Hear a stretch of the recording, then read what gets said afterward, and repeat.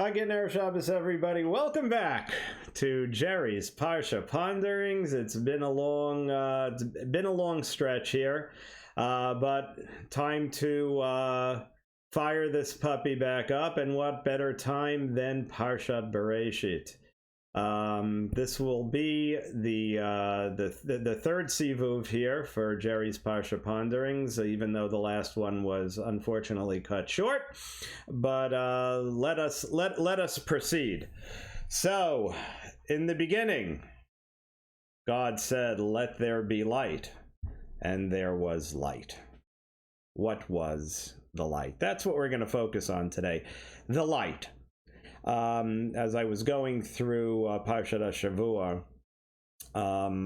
it occurred to me that, of course, we all know that this is the light of the Shevat Yemei Bereshit, and the sun, the luminaries were not created until day 4. So, what was this light, this celestial light?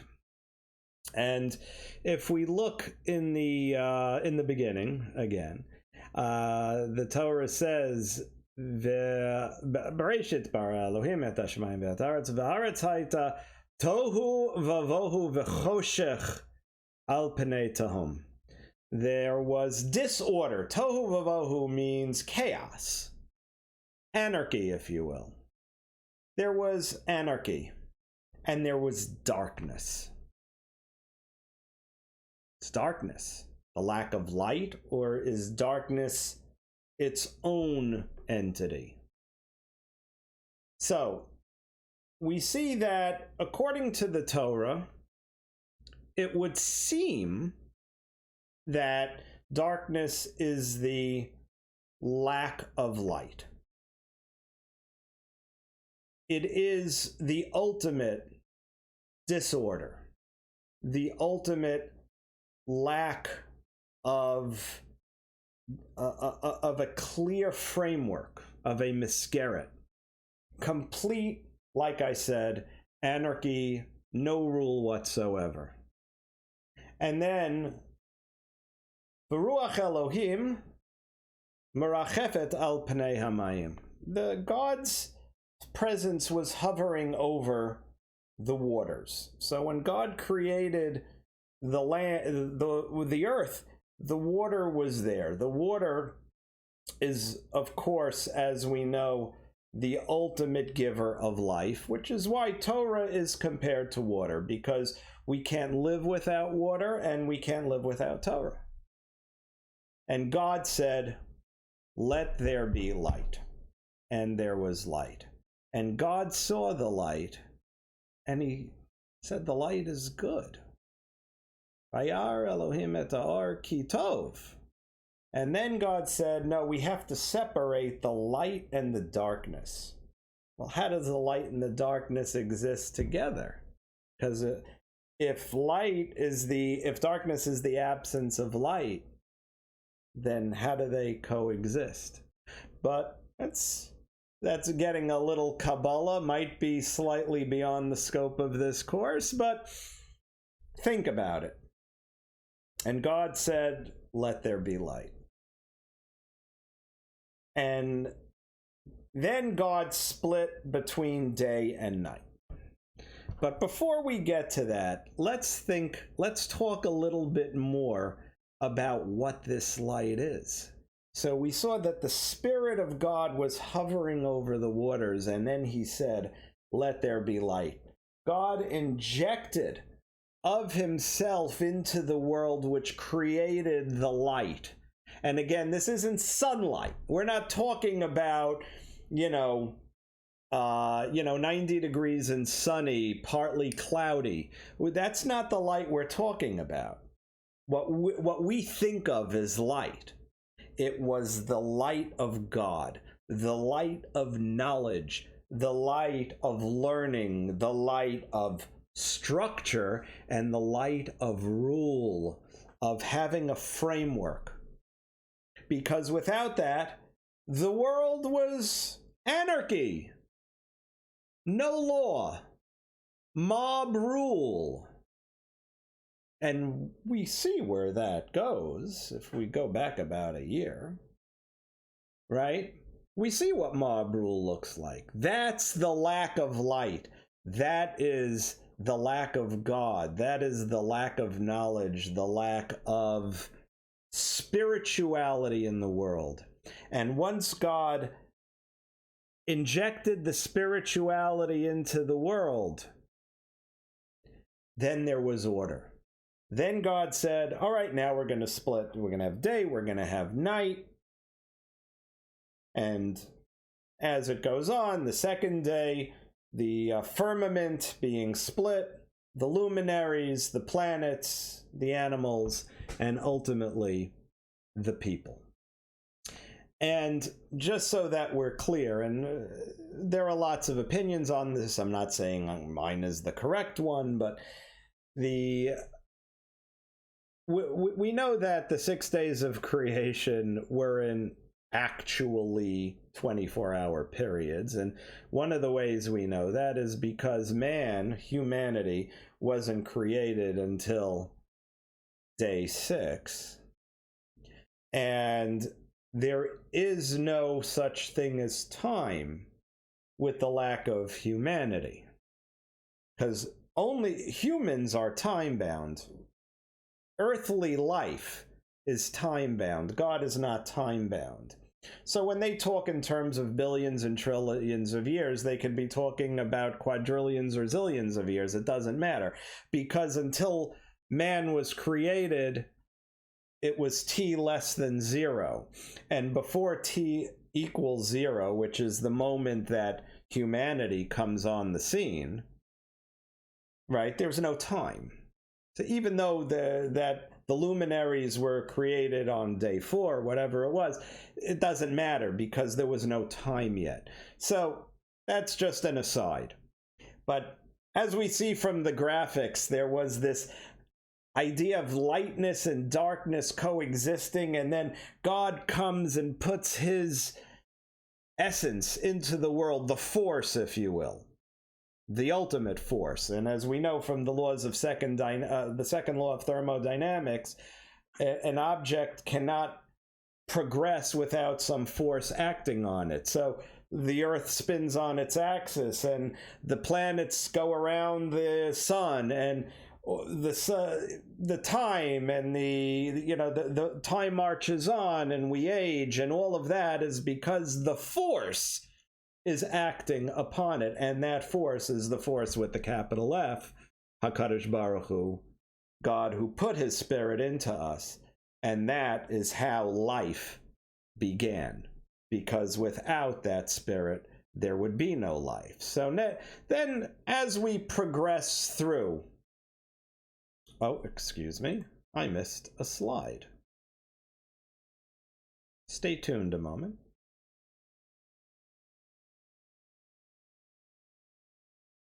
I'm back. Just had to correct that.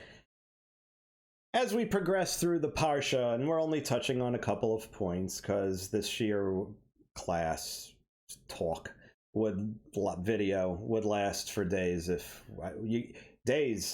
You could talk the rest of your life about Parshat Breishis. But let's talk about the snake, about Adam, Eve, and the snake. So there's a famous medrash. Medrash, it's a Gemara. Haman minat, the Gemara in Megillah. Haman minat Torah minayin. Where do we know, where is Haman mentioned in the Torah? So we know it says, Hamin ha'etz. Did you eat from the tree?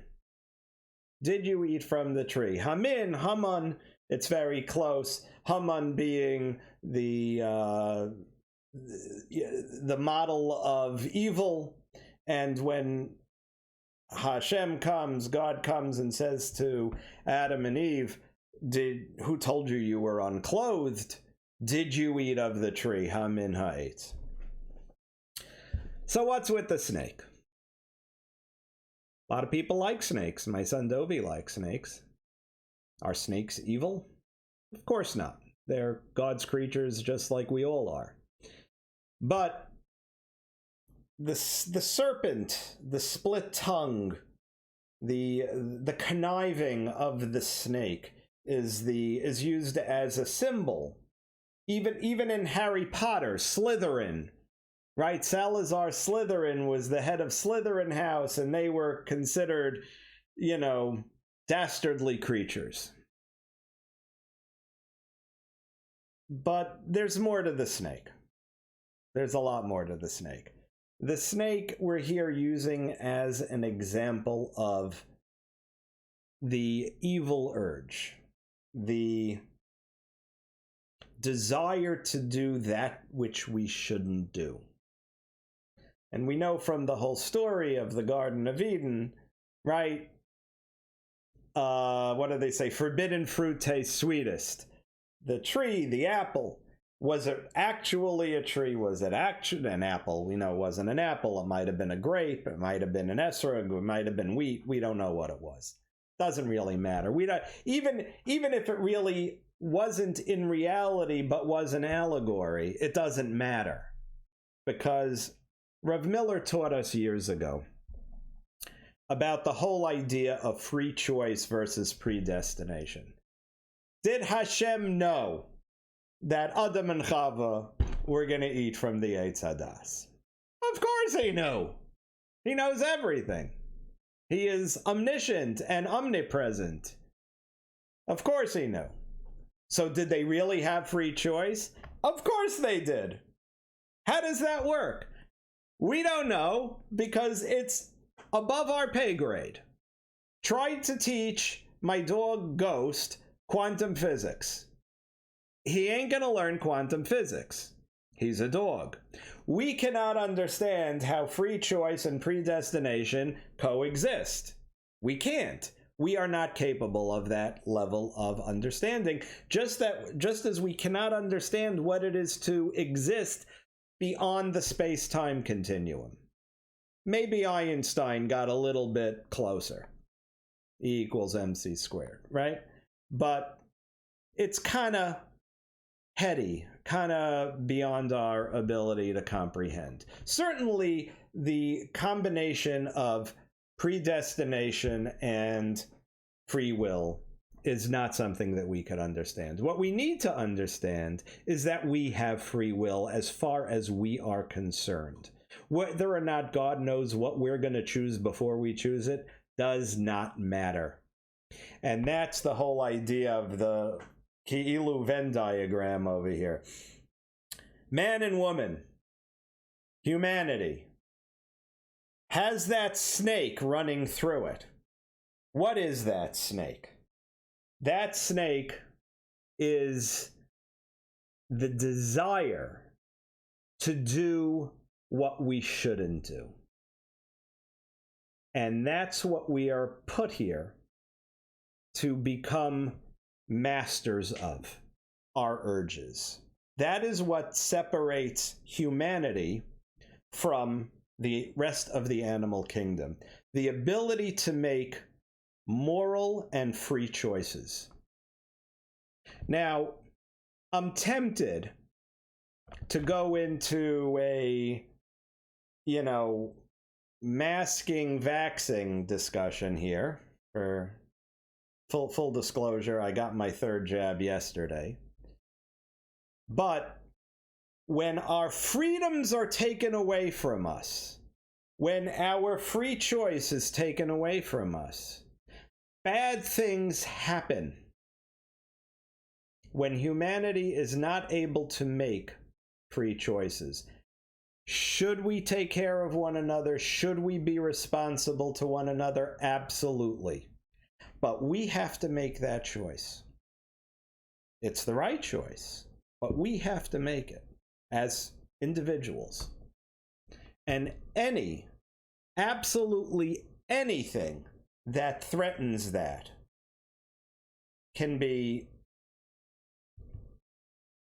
it could lead to dire consequences. History is rife with all sorts of cases where people were either coerced into making bad decisions or were forced, not even coerced, forced into doing terrible things, and it never ended very well. So, a thought. But that is really what the whole story, if you will, the whole recounting of the Garden of Eden incident, it was never meant for humanity to be running naked through the garden. Hashem, God, put us on this earth to work the earth, to make it better, to discover his endless mysteries, high-tech, biotech, health. Look at the mortality rate over the years. Years ago, you retired at 65 and you died a year later. Today, we have people living into their 90s and 100s. Thank God. This was all here. We just had to find it. That's what God wanted. He didn't want us running through the garden naked. The story, all right. The story is there for us to learn from. There are always these snakes slithering about, trying to get us to do untoward things. It's our job to know, yes, this is good. No, that's not for me. And that is the first and foremost lesson given to humankind at the very beginning. Of all the gifts that God has given us, perhaps the greatest is Shabbos. And God rested on the seventh day. There was Vayar Elohim et kol asher asa. God saw all that he had created. V'hinei tov me'od. It was very good. And yes, we know tov me'od includes that snake, the Yetzer Hara. Because without it, we would never be able to make the right choices, and there goes all the opportunity and all the reward. So it's all there for a reason, and it says Vayiver Vayivoka Yom Hashishi. There was evening and there was morning on the sixth day. Interesting that the Hey Hayidiyah, the Hey, all the other, Yom Echad, Yom Sheni, Yom Shlishi, Yom Revi, Yom Shi, until Yom Hashishi, the sixth day. Why? Because then humanity was created. So then there was actually Hashishi. Now we're counting. Right now we're counting because now there's humanity and there's time. There was no time before. God doesn't exist in time. So once there's humanity, there's time. Right? Vayechulu hashamayim va'aretz, everything was created, and God said, I don't roll on Shabbos, and neither should you. And he rested on the seventh day, and so should we. The greatest gift that God gave us, the Gemara even says, I have a great gift in my treasure house. Its name is Shabbos. So enjoy the Shabbos, rest on the Shabbos. Do what you should on the Shabbos. Make the right choices. Learn some Torah. Say a Dvar Torah. Have some kugel and some cholent and some challah. Make some wine. Make a l'chaim. It's Shabbos, everybody. Don't roll on Shabbos. Thank you very much for joining us. I'm so excited to be back doing this again. Hopefully, I'll be able to make it through the whole year. I'm sure I'll miss a week here and there because of whatever, my travel schedule, but have an absolutely wonderful Shabbos, and everyone have a good gesund gebencht Jahr, gitten kvittel, and a fantastic and successful and healthy and happy year.